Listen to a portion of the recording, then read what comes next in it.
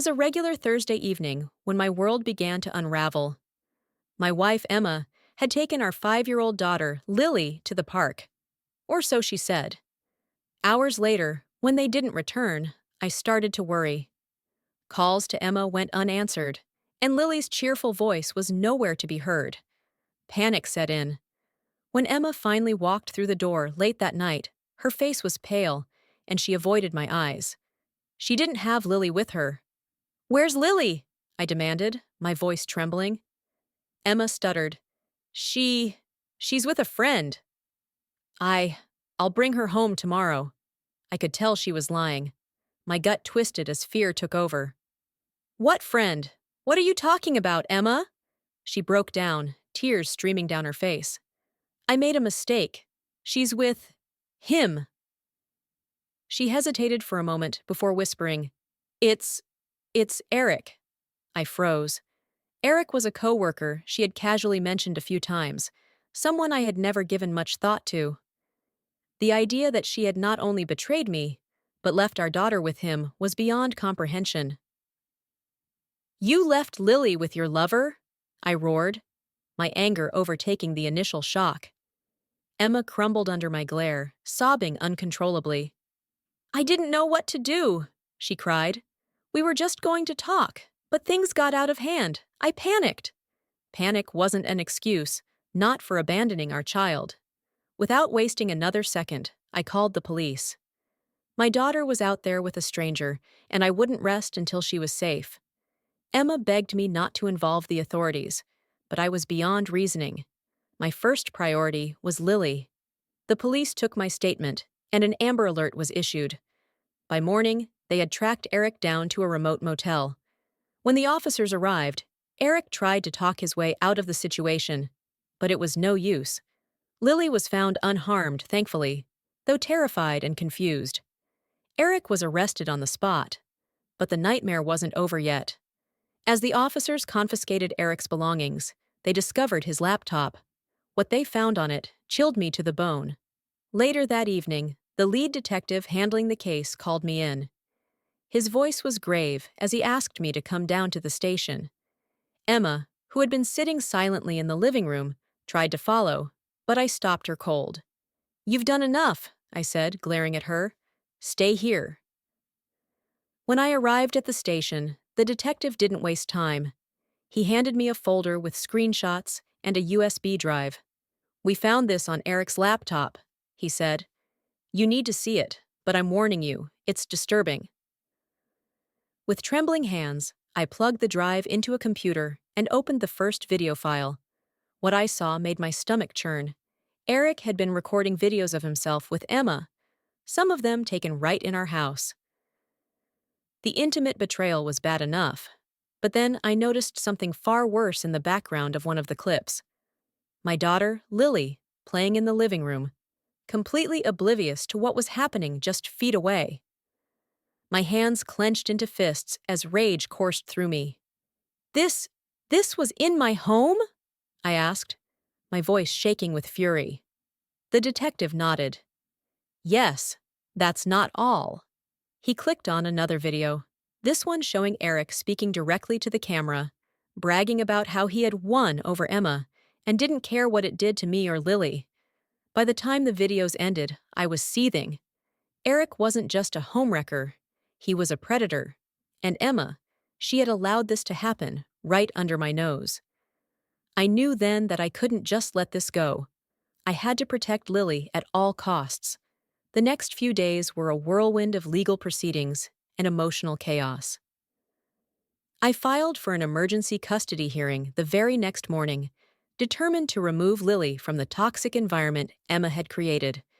My lawyer assured me that the evidence from Eric's laptop would strengthen my case. When we presented the videos to the court, the judge's expression shifted from neutrality to disgust. The footage showed not only Emma's betrayal, but her complete disregard for Lily's well-being.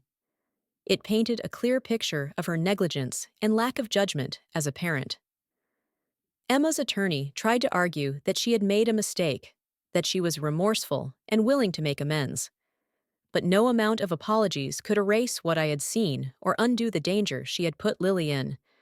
The court ruled in my favor, granting me full custody of Lily. Emma was given supervised visitation rights, but even that felt like too much. I couldn't bear the thought of her being anywhere near our daughter. As for Eric, his arrest turned into a full-blown investigation. The videos on his laptop were just the tip of the iceberg. Evidence of other illicit activities came to light, and he was charged with multiple offenses. When the gavel fell, he was sentenced to several years behind bars. Emma's life crumbled in the aftermath. She lost her job, her reputation, and the trust of everyone around her. I should have felt satisfied, maybe even vindicated, but all I felt was sadness. For Lily, for myself, and even for the family we could have been. One evening, as I tucked Lily into bed, she looked up at me with her big, innocent eyes. "Daddy, are we going to be okay?" she asked softly. I swallowed the lump in my throat and smiled. "Yes, sweetheart, we're going to be just fine." And for the first time in weeks, I believed it. Months passed, and life slowly started to regain some semblance of normalcy. I focused all my energy on raising Lily, ensuring she felt safe and loved, despite the chaos she had been through. Emma's supervised visitations were rare and tense, but I tolerated them for Lily's sake. One evening, as I was sorting through some old files, a package arrived at my doorstep. It had no return address. Curiosity got the better of me, and I opened it to find a small USB drive and a handwritten note. The note read, "You need to see this." It's not over. My heart sank. I plugged the drive into my computer and opened the single file it contained. It was another video, but this one wasn't from Eric's laptop.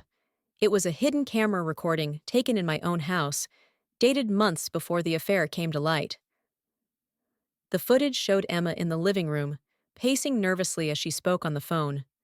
Her words sent a chill down my spine. "He doesn't suspect anything," she said, her voice low but clear. "Once the plan is set, I'll make sure it looks like it's all his fault. He'll lose everything."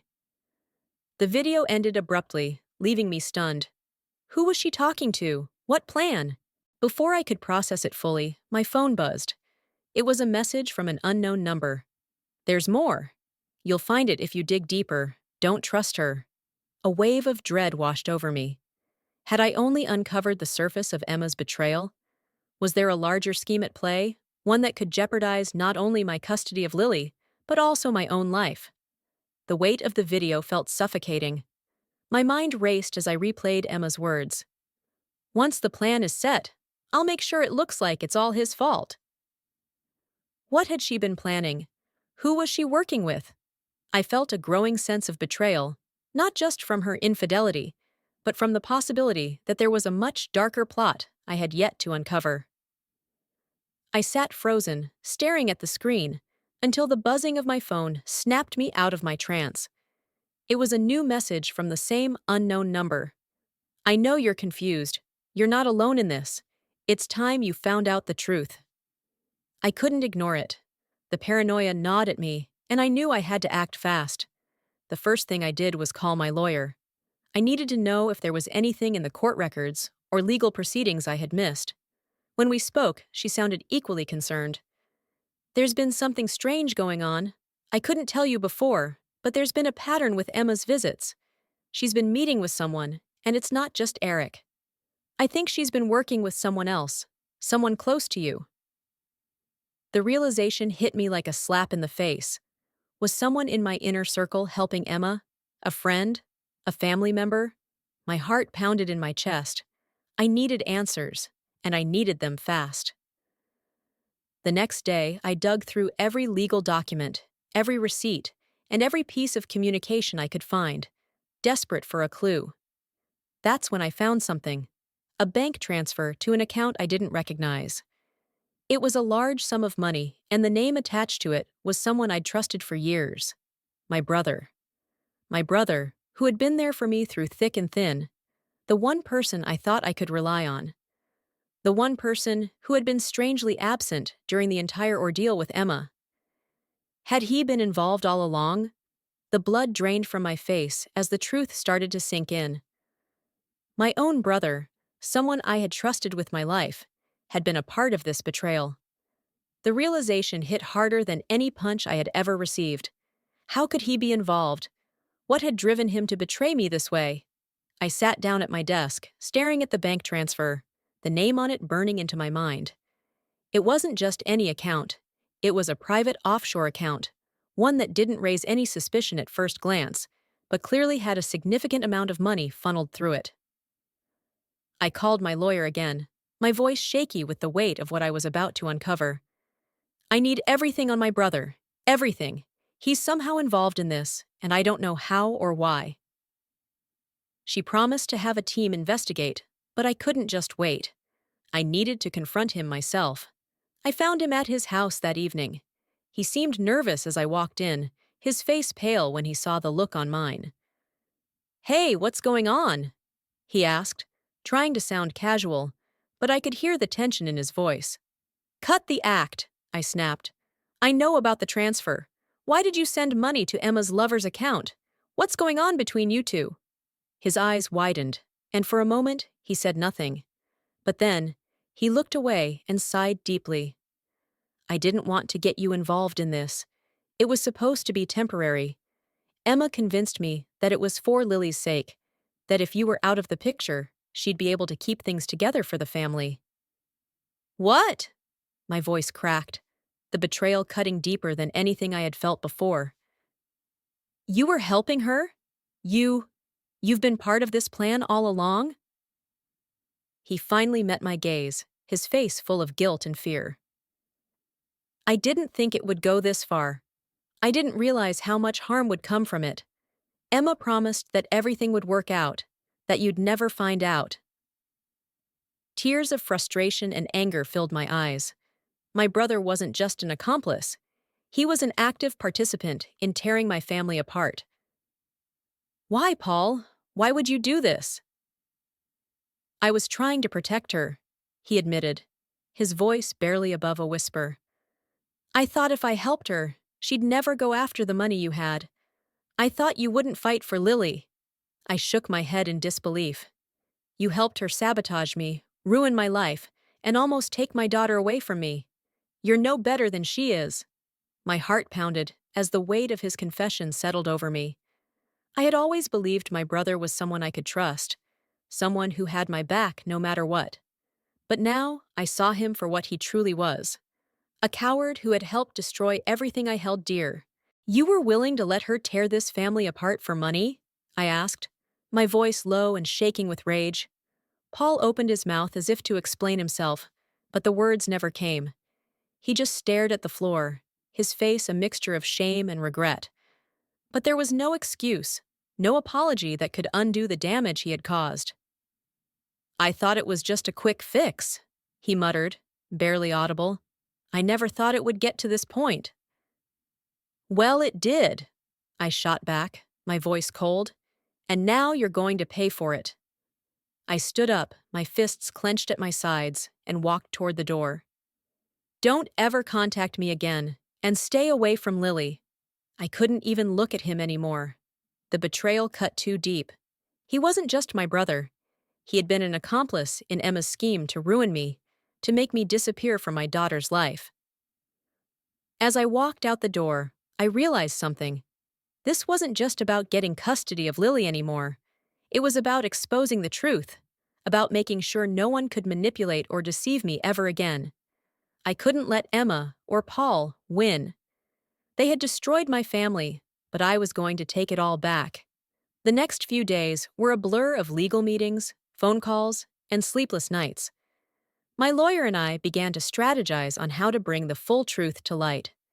The video footage, the money transfers, and the web of deceit were all part of a bigger story that needed to be told.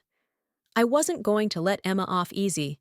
She had destroyed the family we once had, and I was going to make sure she faced the consequences of her actions. But things took another turn when I received an anonymous email. "There's still one more thing you don't know. The plan wasn't just to take your daughter. It was about taking everything from you. You were never meant to win." I stared at the folder she was holding, unsure of what to make of her words.